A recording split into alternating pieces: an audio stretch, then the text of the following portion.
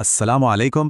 ہم سب کبھی نہ کبھی یہ ضرور سوچتے ہیں کہ جب کوئی انسان اس دنیا سے چلا جاتا ہے تو اس کے اچھے برے کاموں کا حساب کیسے ہوتا ہے؟ کیا موت کے بعد نیکی کمانے کے سارے دروازے بند ہو جاتے ہیں؟ آج ہم اسی بہت اہم سوال کا جواب تلاش کریں گے۔ یہ ایک ایسا سوال ہے جو سچ میں ہمیں سوچنے پر مجبور کر دیتا ہے نا؟ لیکن اچھی بات یہ ہے کہ اسلام ہمیں اس بارے میں ایک بہت ہی امید بھری روشنی دکھاتا ہے۔ تو چلیے دیکھتے ہیں کہ ہماری تعلیمات اس بارے میں آخر کہتی کیا ہیں۔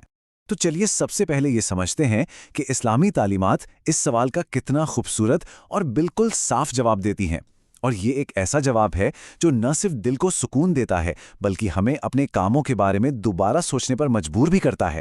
تو بنیادی اصول کیا ہے؟ دیکھیں، حدیث میں یہ بات بالکل صاف ہے کہ موت کے بعد انسان کے پاس اور نیکیاں کرنے کا موقع وہ ختم ہو جاتا ہے۔ جب کوئی دنیا سے رخصت ہوتا ہے تو اس کے عمل کا سلسلہ بھی رک جاتا ہے۔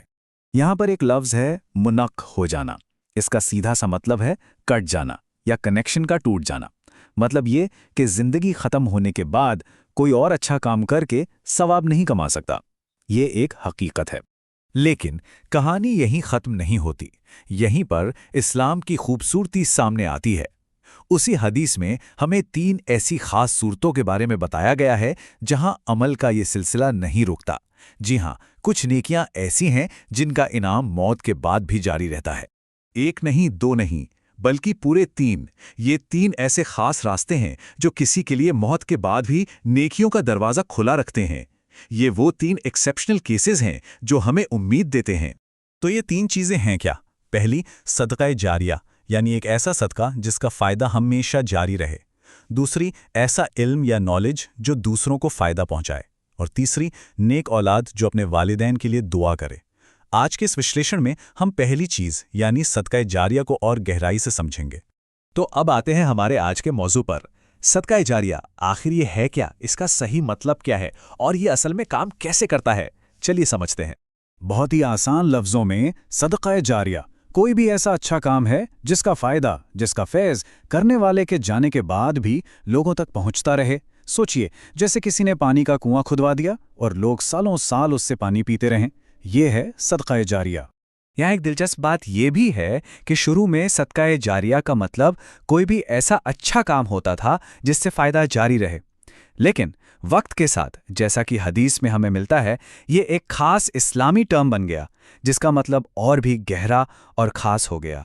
اور اب بات کرتے ہیں صدقہ جاریہ کی سب سے خوبصورت بات کی، اور وہ ہے اس کا اجر، اس کا انعام۔ یہ صرف ایک بار ملنے والا ثواب نہیں ہے، بلکہ یہ نیکیوں کا ایک ایسا دریا ہے جو ہمیشہ بہتا رہتا ہے۔ اور دیکھیے اللہ کا وعدہ کتنا خوبصورت ہے۔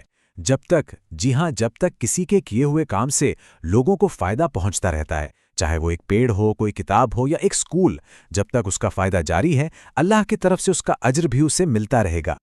اس پورے سلسلے کو ایسے سمجھیے، ایک انسان ایک نیکی کا کام کرتا ہے، پھر وہ اس دنیا سے چلا جاتا ہے، پر اس کا کام وہ پیچھے چھوڑ گیا ہے، اور کیونکہ اس کام کا فائدہ لوگوں کو مل رہا ہے تو اس کا انعام بھی اسے لگاتار مل رہا ہے، بنا رکے۔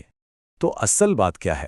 اصل بات یہ ہے کہ صدقہ جاریہ وہ پاورفل نیکی ہے جس کے سلسلے کو موت بھی نہیں روک سکتی۔